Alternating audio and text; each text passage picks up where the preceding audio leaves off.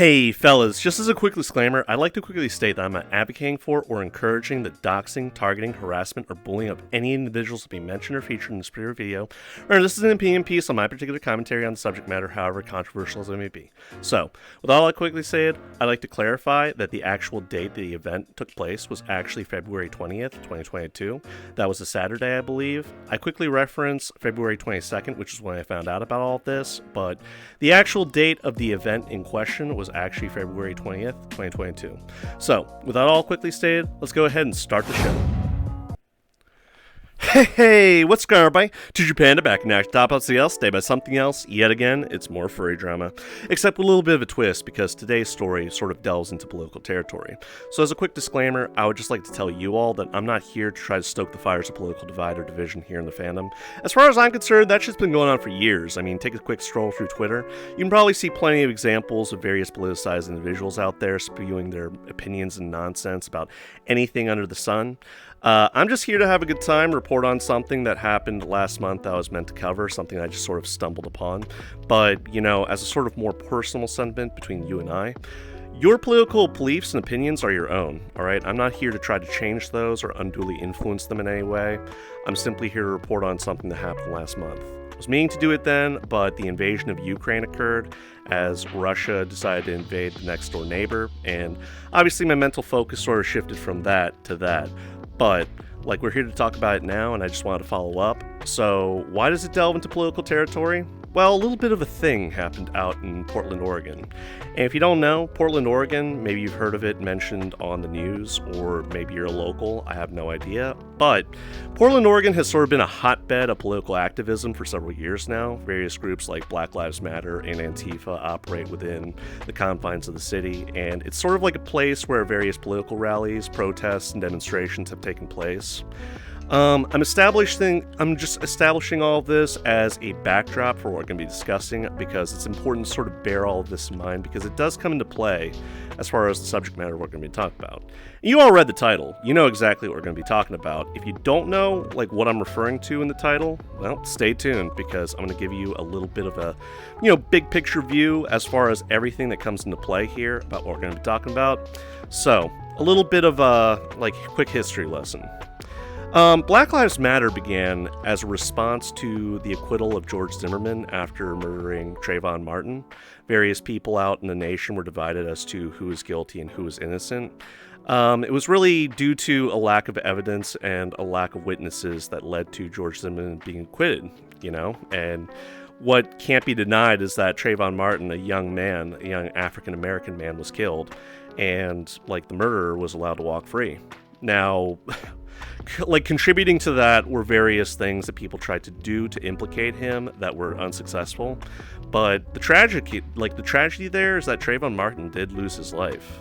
So there was a perception ingrained by various African Americans and various Africans of all nationalities that the United States, in their perception, that there are various people out there, that there is systemic racism, and that there is various people out there that do not value the lives of African Americans or Africans of any nationality. And this is sort of a group dedicated to, basically saying that we have rights, we have a right to live, we have a right to exist, we have a right to pursue our lives without fear of persecution or undue, scrutiny from society. And, they've taken root all over the world, but they have their main sort of, bases in, I believe, the UK, Canada, and the United States. I'm not entirely sure if you all subscribe to the group Various Furries do, so I mentioned them because they are one of the groups that operate in the area. They operate in many areas across the United States, so it's not just confined to Portland, Oregon, but, that is, a group that comes to mind. So, with that all being stated, Antifa has its roots much older than Black Lives Matter, as in, the early 1920s, 30s is when they began to take root as a political organization of sort. I guess there's sort of a, debate here to be had. Are they an organization, or are they simply an ideal? I would say that they identify as an ideal, but there are various autonomous groups that operate under the umbrella of being considered Antifa. If you're wondering what Antifa stands for, it's basically just anti-fascist shortened. And, the American Antifa is a more, recent addition to sort of like that whole ideal that people share. Various furries have adopted the mantle of fighting fascism, and I can't really fault them for that. Because I don't think anybody really should be aspiring to have fascism as their ideal form of government, but there are various people out there that would say they like differently. Various National Socialists, white supremacists, the KKK, and, among other hate groups out there that operate with the ideal of white supremacy. Is a problem, all right? But it's also a problem that's sort of being answered by the people, for the people. Now, Antifa is not above criticism, and nor is Black Lives Matter. Just because the organization has noble intentions at heart, various bad actors have sort of conducted or engaged in activities that were seen with the least bit of controversy by the general public, and it is for that reason that I would ask you all to sort of just ask yourselves, point blank, are these organizations that you can fully trust? Is this a situation where it was simply just a couple of bad actors over the years that stepped out of line, and are they necessarily representative of the group at large? That's really something for you to decide for yourselves, because I already have. But anyway, just to say, all these groups operating in Portland, Oregon, it created a little bit of a situation for some of the locals. One local, in particular, a machinist of middle age, one by the name of Benjamin Jeffrey Smith. He was getting fed up with everything. He was getting fed up with Antifa. He was getting fed up with Black Lives Matter. He was getting fed up with all the protests, marches, and demonstrations occurring in his fair city. He was planning on getting out by all accounts, but it just wasn't happening fast enough, and the more that things would happen tantamount on his doorstep, the more agitated he was becoming. Now, why am I mentioning all this? Why am I mentioning this? Who's this Benjamin Jeffrey Smith? What does Antifa and Black Lives Matter have to do with all this? Well, don't worry, I'm getting into it. Alright, so, one night, there was a bit of a candlelight vigil being taken place. Protests were occurring in the memory of Amir Locke, who, if you don't know who Amir Locke is, Amir Locke was a young 22-year-old black man that was shot by the police during the serving of a no-knock warrant, in which case the police quite literally just burst through the fucking door and shot up the place when he brandished the gun. He brandished the gun not because he knew it was the police, it would appear. He just, was reacting to a loud sound of his door getting kicked in, but it wasn't even his door. He was just in the wrong place at the wrong time, He wasn't the subject of an investigation.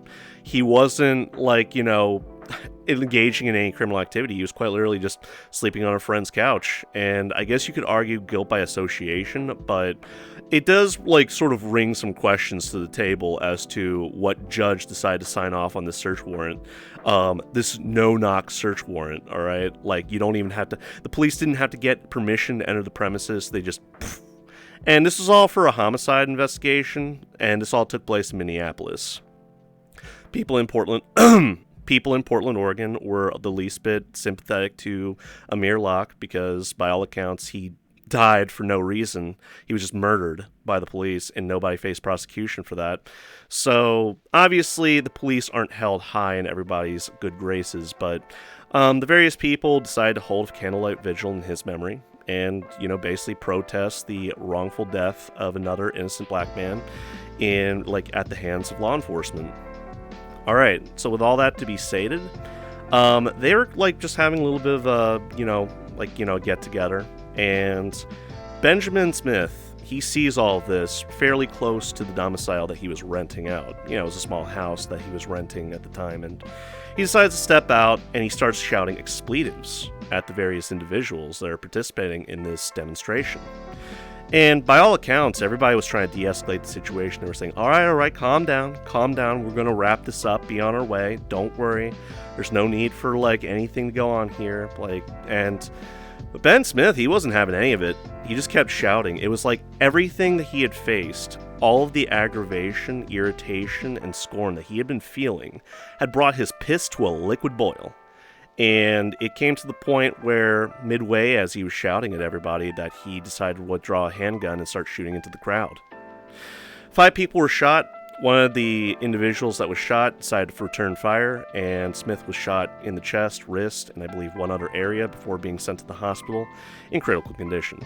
And as far as I know, that is still the condition he's in. I'm not entirely sure if he's cognizant, if he's aware of his surroundings, if he's up and at 'em at this point. It's been less than a month as of the recording of this video, so it's entirely possible that he's still in relatively, critical condition. But who is this Benjamin Jeffrey Smith? Why am I talking about him? Well, so as soon as this breaks light on social media, Andy No, I think he's one of the individuals I had seen during my forays into Twitter. Various people were pointing out that the shooter, Ben Smith, he was actually a furry. He was an alt-right fringe furry that had, over the years become radicalized and had developed an animosity towards liberals, communists, and anybody of denominations of political ideals, to the left of right-wing, conservative values. So it was kind of a shock because you had a sort of a split on Twitter. You had people that were furries that had realized who this was, what they were all about, and had personal interactions with this individual. Then you had non-furries that just could not wrap their heads around the idea that a furry had engaged in a mass shooting. And, that's a good point. Furries aren't really known for engaging in mass shootings. They're not really known for engaging in, violence to their fellow man, to the point that they're going to try to take their life. Usually they're guilty of, lesser assault charges, at the worst of it, usually from being drunk, or white-collar crimes, or sexual crimes, pedophilia, possession of child pornography, or bestiality. They're not really known for engaging in mass shootings, and let's try to keep it that way, all right? I'm thankful that apart from the Fullerton homicides that took place out in California, that we haven't seen more of this. So let's try to keep it that way, all right? But whatever happened to Polybun? Why did he develop into this seething, angry man that decided to shoot 5 people? The tragedy here, in every sense of the word, is that one June Knightley lost her life that night. She was 60, and I have to say, she looks damn fucking good for 60 years of age, but she's also known by the moniker of T-Rex. And if you're wondering what T-Rex means, it means that she got up on a TikTok video and danced around in one of those inflatable dinosaur costumes, to the cheers and jeers of various people on TikTok, but it was a cute gesture. By every account, June Knightley, she seemed like a modern-day hippie to me. She was a free spirit that decided to involve herself with the various protesters operating in, Portland, just out of a sense of altruism, that she was emotionally moved by their plight and struggle, and she decided to involve herself with that. She was a traffic guard, basically trying to redirect traffic so that, any protesters that were involved in a demonstration or march weren't going to be harmed by motorists, and of her own free will, just a volunteer.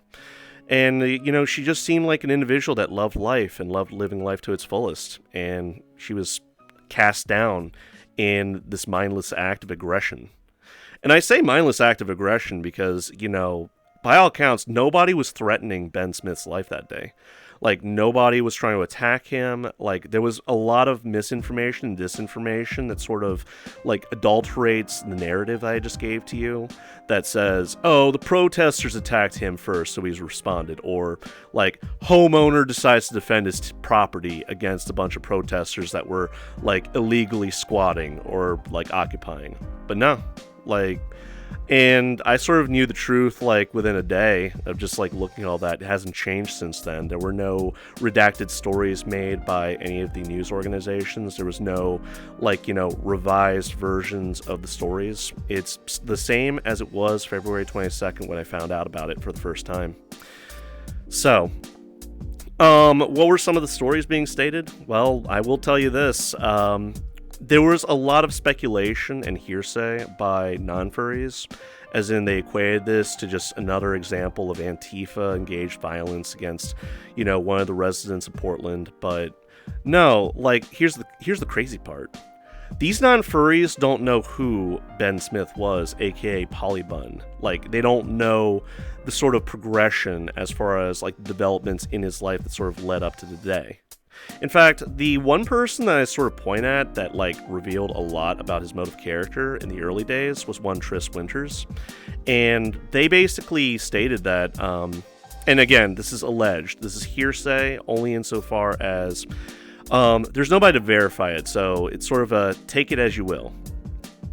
They had actually, like, ejected Polybun from a party, like, a long time ago, because Polybun had his picture taken at a party, and he whipped a knife out and threatened to stab the person that took the picture.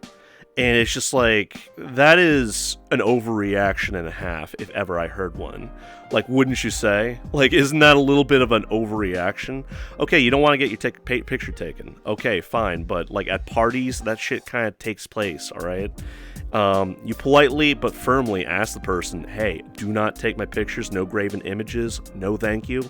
But, like, if it happens, you don't fucking threaten to stab the dude, like, over an argument.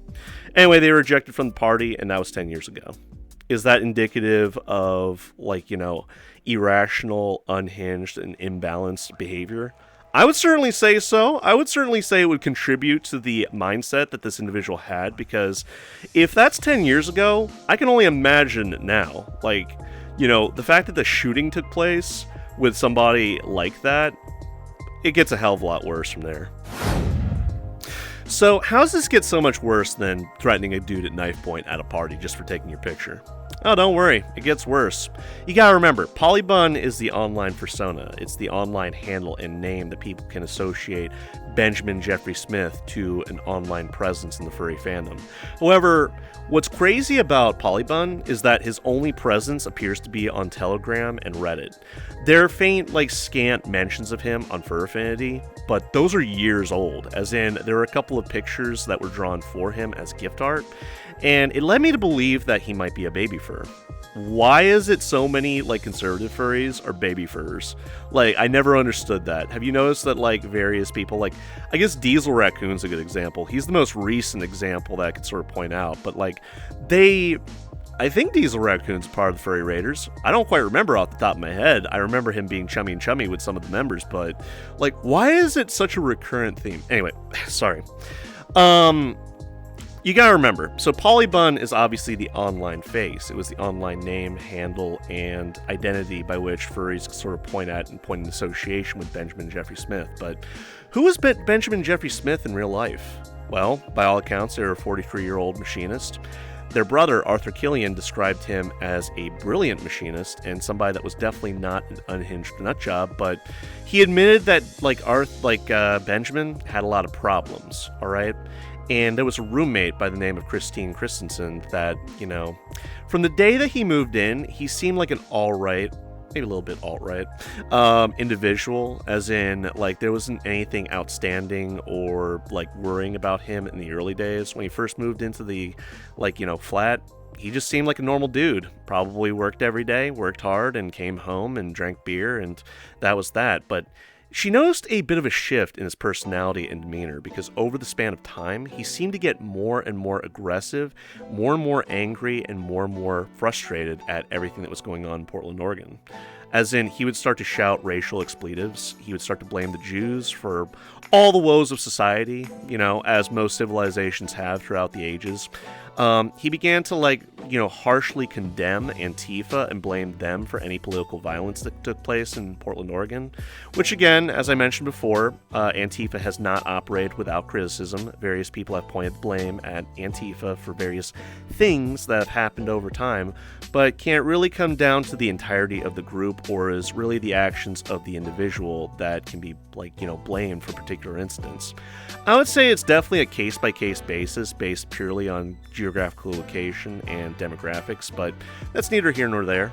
But it should impress upon you that there was an escalation over a span of time, alright? If 10 years ago was Polybun threatening, somebody at knife point for taking his picture, that should at least set a precedent for what would happen later.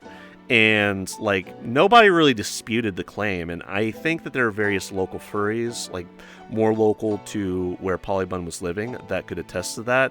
Various people had stepped forward to just mention, their interactions with the guy, and it just seemed like he was a perpetual rager. And, I'm just sort of wondering, when they say rager, do they mean, Was this dude like fucking Mike Tyson? Was he just going and like raging every fucking day? Like, that's my curiosity here, because like by all accounts that's what it seems to be, that this whole shooting was merely a case of snap postal worker syndrome. Like, he just went off the deep end and started shooting because like the very thing that he had been blaming for years was smack dab right in front of him, and he decided to shoot, you know. So certainly cause for concern. It does raise some concerns on my part as to why the protesters were armed in the first place, but Benjamin Jeffrey Smith certainly presents an argument for why they should arm themselves if they're going to be harassed by various passerby simply for engaging in a political protest. But, you know, I digress. So, like, Benjamin Jeffrey Smith, he was kind of a lone wolf figure, and even like Shane Kavanaugh of the Oregonian, he even said that like Ben Smith doesn't appear to have any ties to any established organization, like, you know, such as the Proud Boys or like the alt-right or any particular like major organization. He seemed to have acted under his own accord, in spite of what some people on social media try to claim. One thing I found like purely disgusting. So the furries took this fairly seriously, okay? Like, ironically, furries don't have the best reputation as far as taking tragedies very seriously. This time they did. You know, they acknowledged that, you know, there was an alt-right fringe furry that had gone off the deep end, shot up the place, killed a woman. The people that were non-furries, they were absolutely atrocious in their comments. They were more poking fun at the fact that June Knightley was quote-unquote a land whale and that, like, T-Rexes were now extinct, and just cracking wise at her expense. It's like, Jesus Christ, she fucking died, you asshole. Like, why do you have to shit on her grave like that? The memory that I have in my mind is that she was, you know, seemingly a nice woman that, you know, was down with the cause. She was willing to hang out with like the younger generation and, you know, afford them what help she could and hang out with them, just trying to be like, you know, helpful to their community. Just one of the many pillars of community. She didn't get any reward out of it beyond the company of others, and that's all she wanted. You know, live life to its fullest. But it's just like, it's disgusting to me, and I know this is the internet. I understand that people are the least bit insensitive. They go out of their way to sort of devalue the value of life, just like denigrate it into the dirt, that people die every day as a justification for why they can be so callous and cruel. But anyway, that ought to be stated. Polybun, like, you know, by every count, there seemed to be a clear progression here of worsening behavior. And like, you know, the crazy part is that Christine, like, says that he would often brag about how he was going to shoot up some commies, that he was going to shoot Antifa members, that he was going to take the fight to them and make them pay for all of the chaos and destruction that was, like, affecting the community. And that right there should be indicative of, like, you know, an escalation as far as how unhinged he was getting. And I'm just, like, wondering to myself, the warning signs were there circa 10 years ago. Like, did nobody think to put this guy on a watch list, or like maybe just have a chat with him, be like, hey, are you planning on using these guns that you have? Because one thing that I forgot to mention, Polybun was known to have various firearms in the like apartment flat that he was renting out. I think it was actually a house. My apologies, because, like, remember, when the news stories were first released, he was described as being the homeowner, and then it was revealed that he was just renting the renting the unit, which happened to be within a house. So it's just like, no, he wasn't the homeowner. He was just a renter, but at the same time, he had various firearms on the premises, and it was cause for concern because Christine Christensen, you know, his roommate, she describes that he had shotguns, he had pistols, he had rifles, and he would just, you know, like, repair various firearms for other people, possibly as a side hustle, I would imagine, or for close friends and family. I have no idea one way or the other, but that was like one of his many hobbies, you know? And he had all this lying around, and he's like saying that he's going to be shooting up some commies or Antifa. I don't believe he said he was going to shoot African Americans or anything like that, but Like, with everything I've told you here, would you really be surprised if he had? Remember, this is a guy that had borne witness to the Obama years, and the Obama years were sort of characterized as, like, political dissent, like, across the board. Like, both sides were very polarized, right and left. It was going to be a tough 7 years for any, like, centrist that was going to try to operate in that kind of environment. And he was just getting angrier and angrier.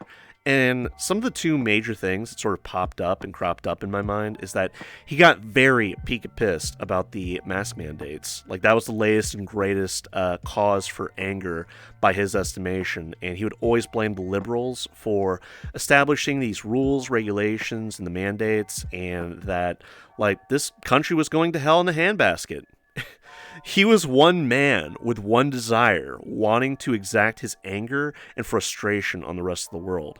It all built up to a zenith, and that zenith was the shooting that took place February 22nd, 2022. Now, like, if he just wanted to blow off some steam, like, a fisticuffs would have probably been the better option. Like, he probably would have gotten his ass beat, but at least he would have got a few good hits in, maybe, like, exacted the anger that he wanted, but, like, nobody would have had to die for it.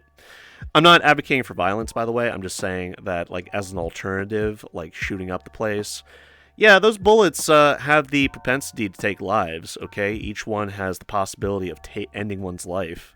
Not exactly the best of two alternatives, but Polybun knew better than I. Like, he was going to go down a hero in his mind, but obviously he didn't go down a hero. He went down an unhinged, raving lunatic by everybody's perception. Anyway. You know what else is crazy? There was actually a neighbor by the name of Polly Kuprienko, and she described, like, Ben as, like, having threatened a homeless man with a handgun just because the homeless man was going through his garbage can. And I had to say, like, if I saw that happen, I might ask the guy to stop, but at the same time, if a dude's going through your garbage just to get food or whatever, like, that should be indicative they have a much worse life than you do, and, like, I would just leave them be. Maybe even offer him a glass of water or milk or something like that. I wouldn't fucking pull a handgun on a homeless dude and try to shoot him.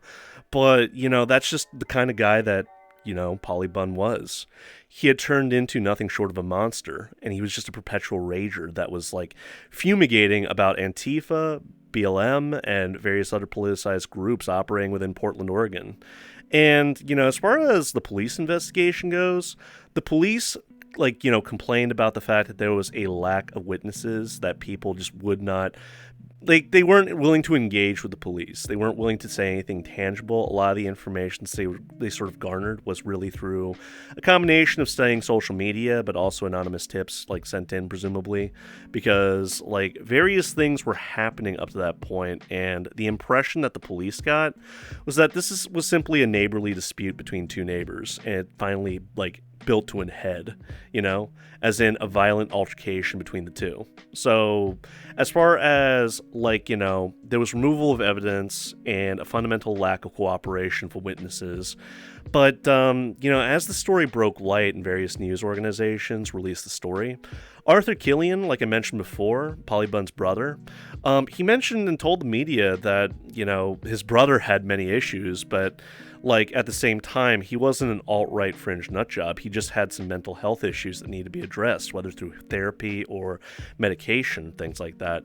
And, like, as far as Polybun himself, Polybun, supposedly, according to his brother, was supposed to be moving back to, like, Indiana or Tennessee. That he wasn't intending on staying in Portland, Oregon for too much longer, It was just an idea that, like, after saving some money, he was going to, jump ship, flow the coop, and go to some, like, greener pastures. But at the same time, like, he was described as a master machinist, like, routinely being described as a master machinist, but also one thing that his brother mentioned that was kind of interesting is that it leads me to believe that Polybun possibly had a persecution complex, as in, like, something that he often complained about to his brother. And this is true of his brother, not anybody else, and it doesn't surprise me if true, but there was a sort of persecution complex that was developing in his mind, as in, like, he was starting to become, I guess paranoid that the idea that he was living in Portland, Oregon, that his life was in direct danger at all times, and that he was going to defend himself one way or the other if it ever came to, like, push comes to shove. Now, like, that should describe to you all the mindset and mentality that he had, that he was ready for a conflict to break down. And if, like, a conflict happened right in front of him, he was going to go down fighting rather than take it on the chin, So that ought to say, like, that's pretty indicative of everything that was found out about him through more real-life sources.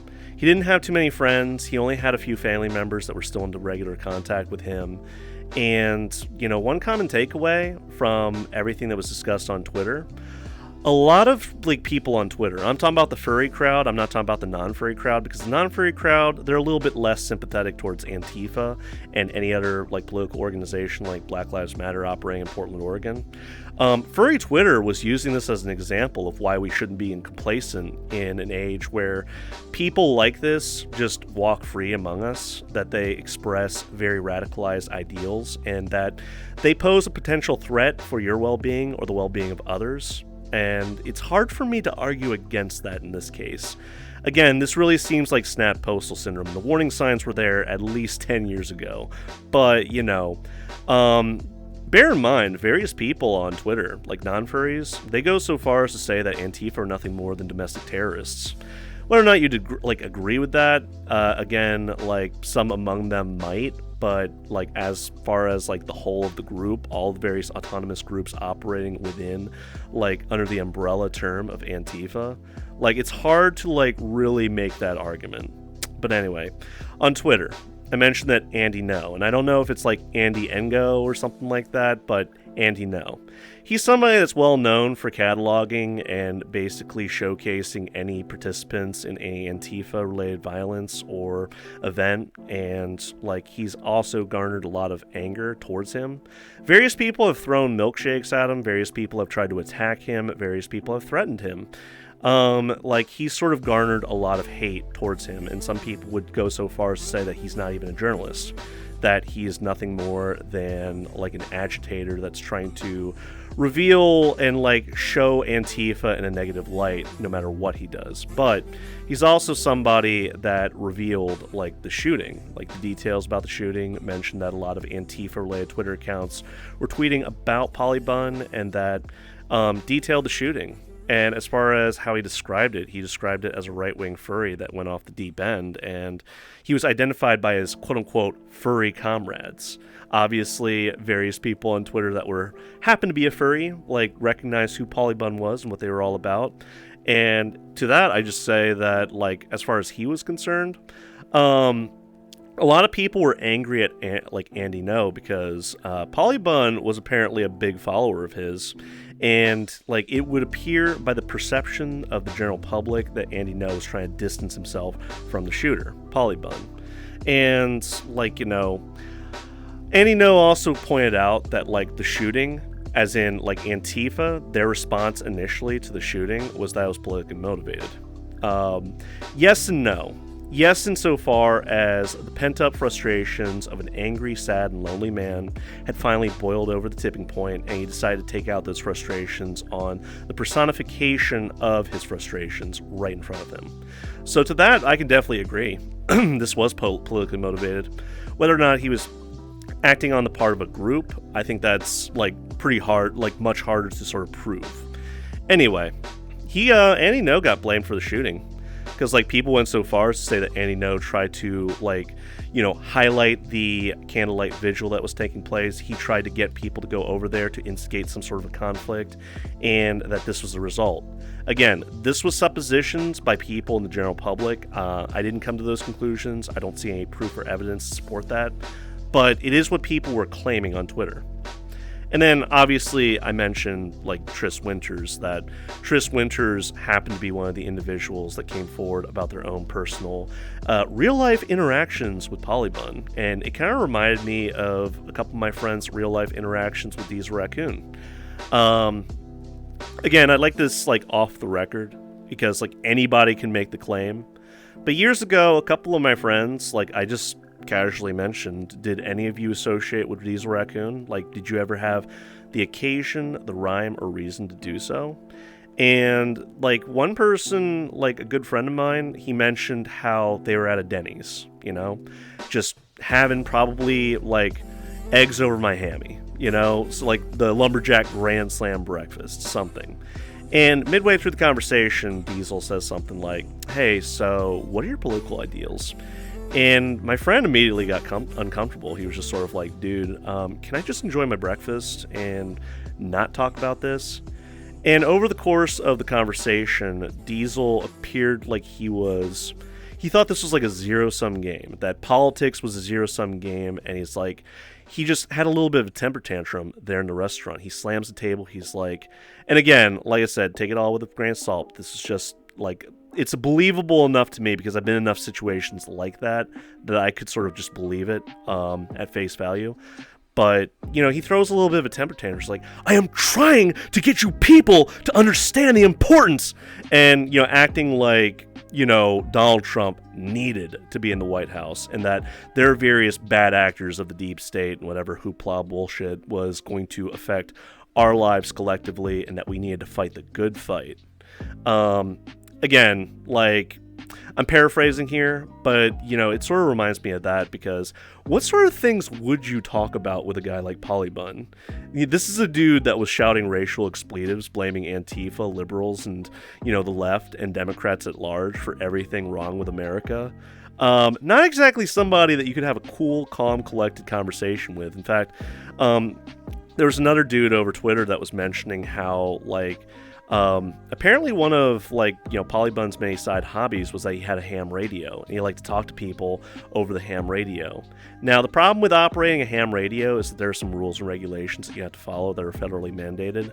You know, if you're going to occupy, like, airwave space, like, for a radio, you have to abide by certain rules, and, like, there were constant complaints coming from Polybun about, like, how things were, how, like, you know, the rules and regulations that got in the way, basically bitching to him about things that he would say over the radio.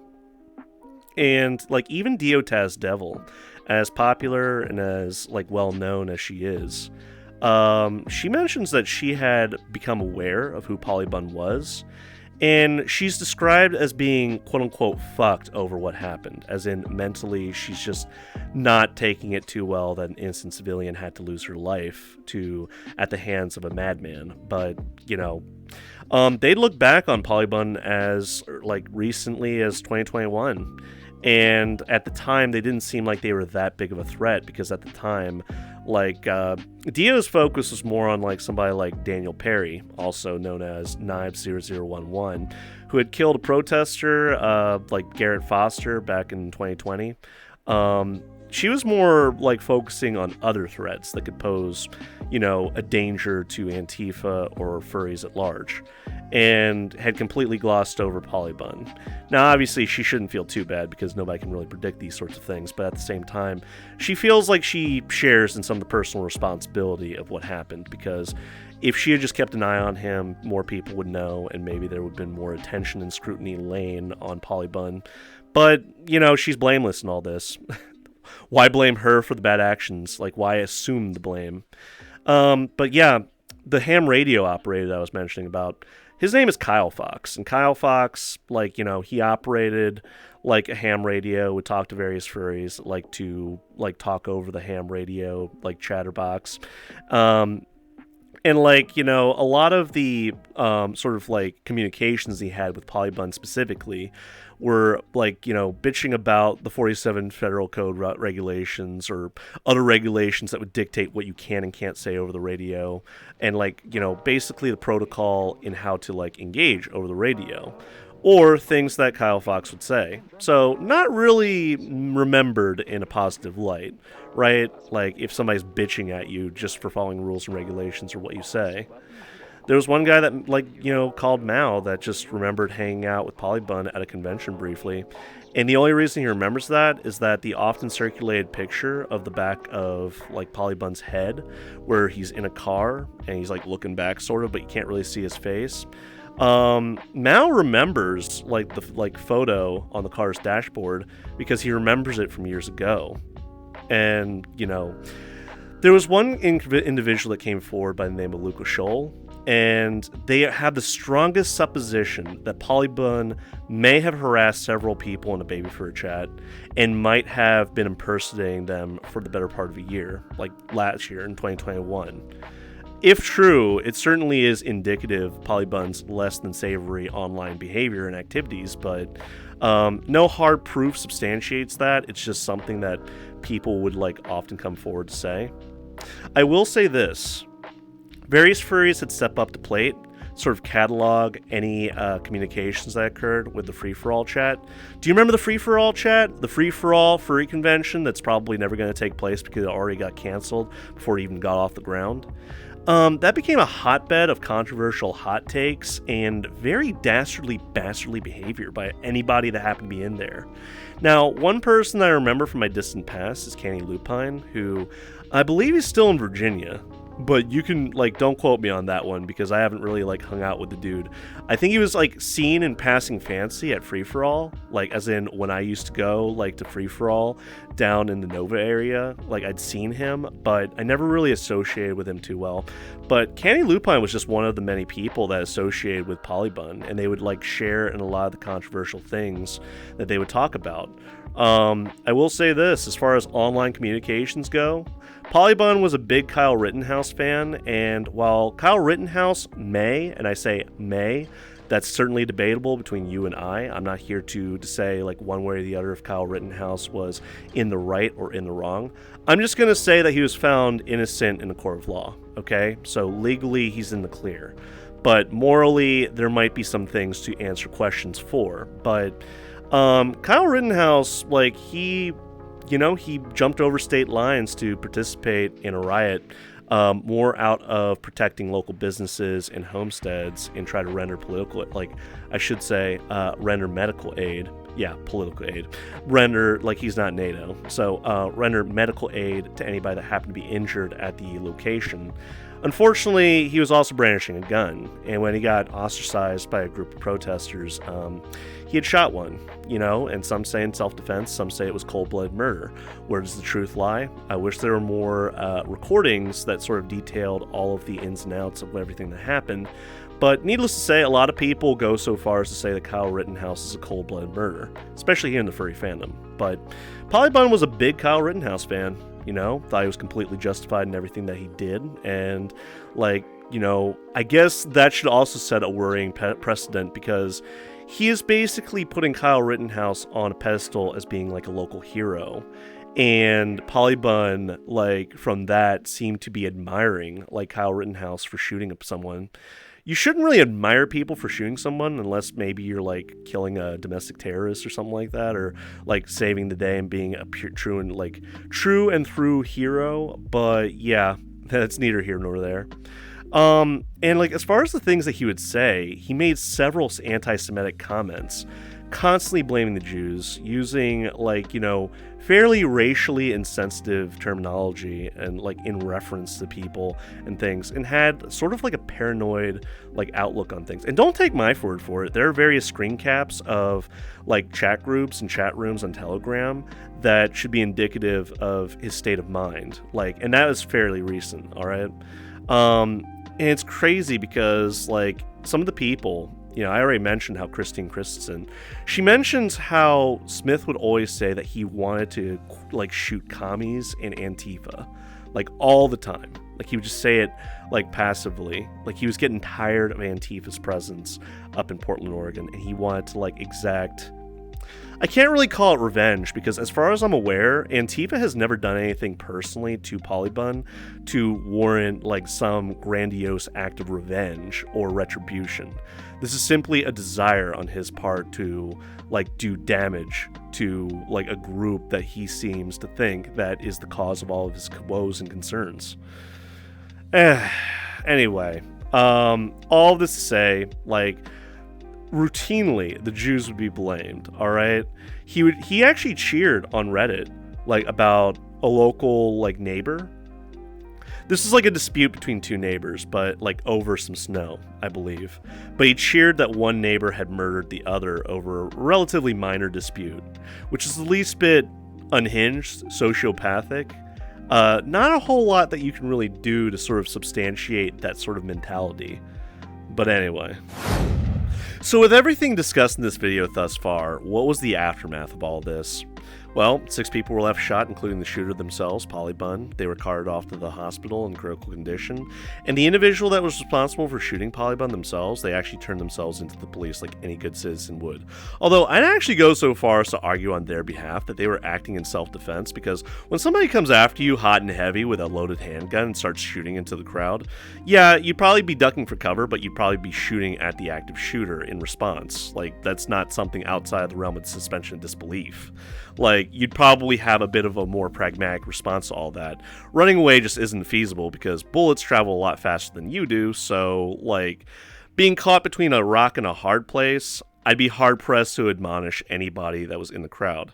The biggest tragedy to all of this is the fact that June Knightley had to lose her life just because Polybun was having a little bit of a bad day. And by all accounts, he really seemed to go above and beyond in inserting himself into this position and brought all of the injuries that he's sort of faced so far back on himself. I mean, if that was instant karma, like, I don't wish death or ill will on anybody, but the fact of the matter remains that Polybun kind of put himself in that situation and went out of his way to sort of, like, escalate the situation to the degree that people were shooting back at him. At least one person confirmed. So, do I feel really bad that he's in critical condition in the hospital? Not really. It's like pieces of garbage like that don't really belong in everyday society. The authorities acted fairly quickly insofar as releasing a statement to the press that they basically said, you know, even in spite of the fact that he's in critical condition, he might still face charges and be charged officially. So I can only say, good. I hope he goes to court. I hope he survives. I hope he makes a full recovery. I hope he has his day in court, and I hope he faces the full weight of the justice system against him and goes to jail for a very long time, if nothing else for the death of June Knightley.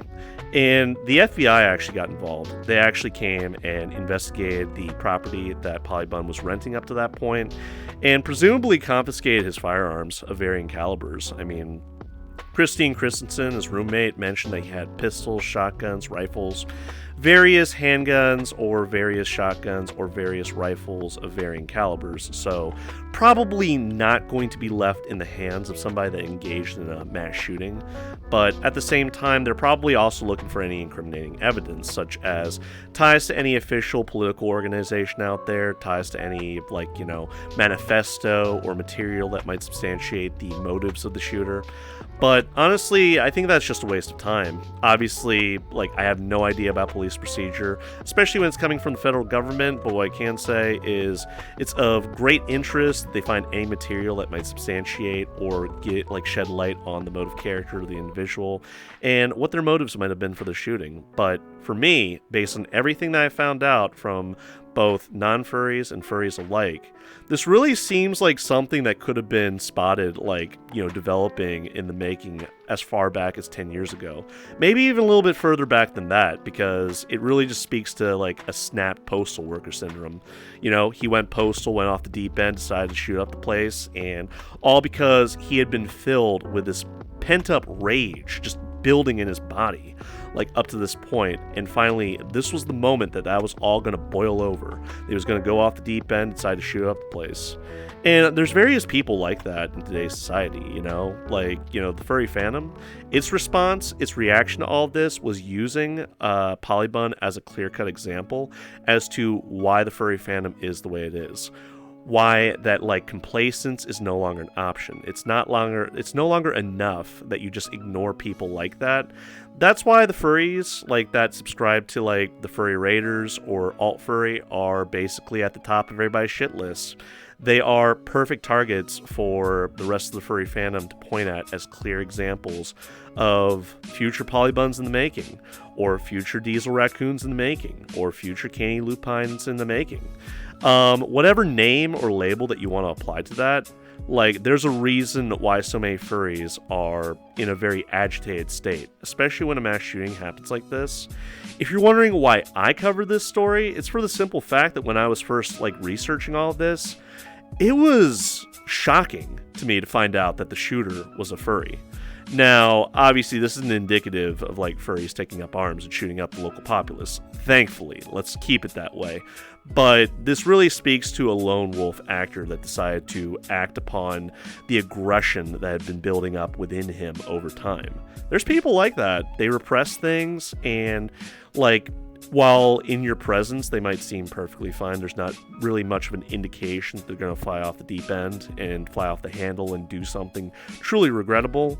But they exist, all right? They happen a lot more than you think. And it's when you sort of find the context. That's why I provided you all the political backdrop. The context, the history behind Portland, Oregon, in brief, the organizations operating there, just as examples of organizations that Polybun didn't exactly appreciate, and like why he was in the agitated state that he was. By the way, I'm not blaming Antifa, and I'm not blaming Black Lives Matter for like Polybun's existence. This seems to be more like deeper, politically motivated insofar as it was an obsession that had been building on Polybun's mind. And, you know, he'd like showcased like, you know, like a desire to see the Proud Boys. Like, he made a callous comment on Telegram, basically stating that if the Proud Boys decided to shoot up a car, whoever was in that car probably deserved it, which is the least bit cold, callous, and completely insensitive, not to mention unhinged and the least bit sick. But that's just an example of the kinds of things that Polybun would say on Telegram when he was in the presence of his friends. He's like, you know, basically joking about killing black people and Jews. He was basically saying things like, he was basically laying high praise on Kyle Rittenhouse. I don't know if you remember the Kyle Rittenhouse debacle, but Kyle Rittenhouse, he was a young man that decided to jump over state lines. I forget right off the top of my head what state that was involved in, what city that was involved in, but basically it was the site of a riot. And his whole like reason for being there was that he wanted to give aid to the local businesses and residents of the area and render like medical aid, but also to like serve as a guard because somebody gave him a rifle. There's some concerns about why he was given a rifle because he was relatively young when he took up arms, but at the same time, some people found his actions truly justifiable when he shot somebody, presumably in self-defense. Granted, what he was doing there with a gun is another question, so there's a least bit of a sense of controversy. Some furries call him a cold-blooded murderer. And it's like, whichever way you slice it, he did shoot somebody, he did go to court, and he did get acquitted. So, as far as the law is concerned, he's scot-free, alright? As far as what people expect from him morally, that's another question entirely, because various furries out there feel as though that's a clear-cut example of why the American justice system is so broken. But that's another debate for another time. But, yeah, Polybun was a big Kyle Rittenhouse fan, apparently. He felt that Kyle Rittenhouse was completely justified in his actions and that it should be obvious to everybody else that like what Kyle Rittenhouse did was in right action and that there should not be any criticism levied at this young man. Obviously, the rest of furry Twitter is going to disagree with that, but, you know, that's neither here nor there for somebody like Polybun. He also, seemed to exhibit paranoia in the sense that leftists, communists, liberals, Democrats, whatever have you, whatever label he was using at the time, because he often said this, but in different terminology, all right? He would say things like, you know, our government is co-opted by, communists. They're in every aspect of our daily lives. Like, we've been taken over. And, you know, it's... reality is far more nuanced than that. You know, you could say that there are varying degrees of individuals out there that subscribe to different political opinions that might go contrary to what America as a whole would subscribe to. But again, that's another debate for another time. Nothing is so simple and black and white as that. And I'm not trying to be racial or funny when I say that. I'm just saying that you really have to look at everyday life in shades of gray and ground yourself in reality. You can't be like somebody like Polybun and make sweeping, broad generalizations about everything and expect to be taken seriously, okay? I mean, considering the fact that he shot an unarmed, a combination of armed and unarmed protesters, unprovocated, should be indicative of how unstable he was, but, you know, again. So, what was the immediate reaction from everybody else? Because, I already said that he's an example of why the furry fandom feels like it needs to be ever vigilant. Diotaz Devil was bent out of shape about it. They felt personally responsible, like I mentioned before. Various people gave their 2 cents about their own interactions with Polybun and were inviting people to share their own interactions with Polybun. But at the end of the day, when I looked into Polybun themselves, I have to say, like, he has scant presence online. I could find, like, a couple of pictures on Fur Affinity that were indicative of him possibly being a baby fur, which is weird because, like I said before, why are there so many, like, alt-right furries and, like, you know, furry raiders that for whatever reason are baby furs? If you're a baby fur yourself, hey, whatever, like, whatever floats your boat, but it's just weird because it's hard to be taken seriously when you're asserting, this is how politics is, this is how politics in America should be, and if you don't agree, you must be some left-wing communist. And it's like, the only imagination I can take to mind is that they're like, they got a binky hanging out of their left, their left side of their mouth, and they're wearing like fucking baby clothes and possibly a diaper. Doesn't really get me to take you very seriously, to say the least. But whatever, not here to king shame. But yeah, like a lot of his like statements, his oratories were on Reddit and Telegram. And possibly Discord, although I've never seen anything out of Discord as far as an identity that can be tied exclusively to Polybun, alright? So it's really largely through Telegram and Reddit. Things that various people throughout the furry fandom have sort of pointed at and sort of took screen caps, archived it, brought it for your all's attention to sort of like highlight how unhinged Polybun had become. And like I said before, this isn't indicative of some greater movement. It's just because somebody subscribes to like conservatism or Republican values doesn't necessarily mean that they're going to be the next Polybun.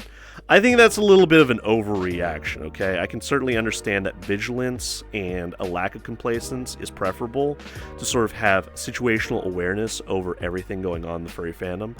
But, like, you know, ostracizing or attacking people just because they have a slightly different opinion from your own, that seems like a little bit of a overreaction there. Let's pump the brakes on that one, all right? Certainly if they're making edgy jokes or jokes in very poor taste, but they don't come off as jokes. Like, for instance, why are you going to joke about people dying? Like, I'm talking about minorities dying in mass, like being inordinately focused on minority death, like Jews and blacks, like, or Asians or Hispanics or what have you. Why would you make a joke about that? You know, like, you gotta wonder sometimes. As far as Polybun is concerned, I'm not really entirely convinced that he was joking at all. He even went so far as to say that he'd prefer Nazis over communists because at least Nazis had cooler uniforms. You know, because it's not like the Third Reich didn't get help from Hugo Boss and paid them money to design them those uniforms. So those weren't even uniforms that, like, the Third Reich came up themselves. That was something they had to contract somebody outside, commission them to do so, and that's how they got their uniforms. So if you're going to go down that trip, that's not even accurate itself. Anyway, I think I've sort of talked about this long enough. Remember, Polybun is just an example of an unhinged right-wing nutjob that decided to take things way too far and shoot at unarmed civilians and armed civilians. Some of those armed civilians shot back. So we can all feel a little bit better that one less person is going to be an outright threat to the rest of us, but at the same time, it could happen again, you know?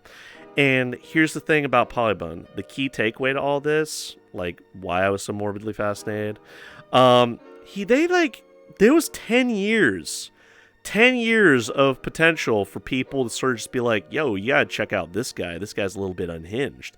He's a little bit of a nut job. Like, 10 years.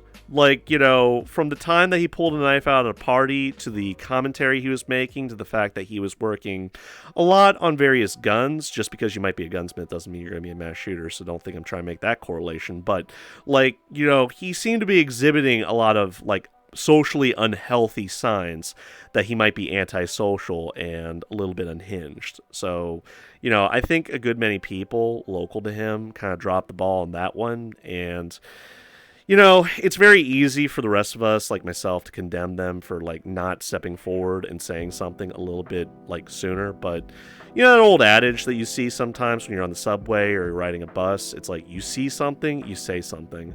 A lot of people could have probably, like, corroborated the idea that this guy was probably not the most stable individual, probably shouldn't have had access to firearms, and at the very least should have sought counseling. And before I forget, like, you know, obviously I harped on the whole, like, threatening somebody with a knife thing. No, there's actually court papers floating around that he had actually gone to court for assaulting somebody and was given a court order. The charges were dismissed. However, like, the fact of the matter remains that he was ordered by the court not to have any contact with the victim.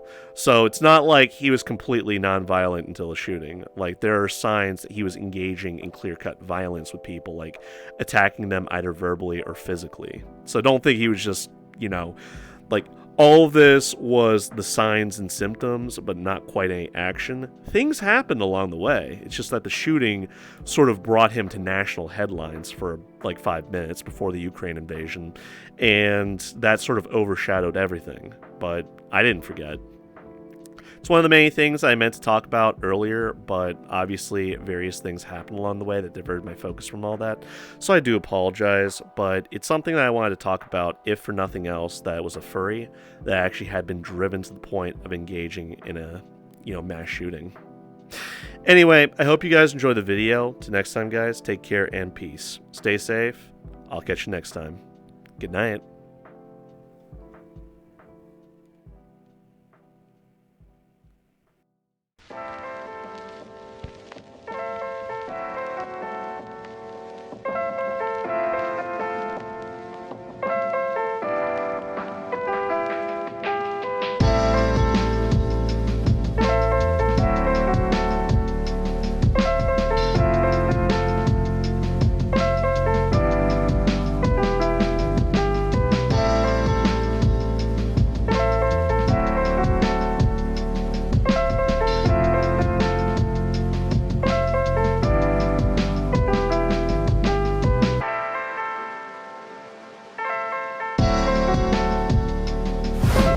Hey, what's going on, everybody? Thanks for watching the video today. I hope you all enjoyed it. Yeah, I've been, like, taking care of a lot of things. You know, I got a big project sort of in the works, and it sort of diverted a lot of my focus from the typical content that I'd release on this channel. But hey, I have a good many topics that I want to get back into and I want to talk about, but this just happened to be one that I couldn't quite in good faith sort of, like, put to rest until today. I just really wanted to talk about it because, you know, a furry turned into a mass shooter. Like, you virtually never hear about that, apart from the Fullerton homicide, but that's something a little bit different. But yeah, I just found it a crazy story that, like, an alt-right fringe nutjob would actually, like, take the fight to a group of protesters and decide to shoot up the place, just because he was aggravated by their mere presence, not because they were doing anything threatening or problematic. It was just their mere presence had drove him over the edge. And it's for that reason that I was just enraptured by the idea that there are various individuals like that exist in the furry fandom to this day. There are obviously people that you should sort of watch out for, but obviously you can't really predict when or if somebody's going to fly off the handle. So it's really come down to your situational awareness. If you had to have a talk with somebody that you feel is a potential danger to themselves or others, that's really a you decision, not really a me decision.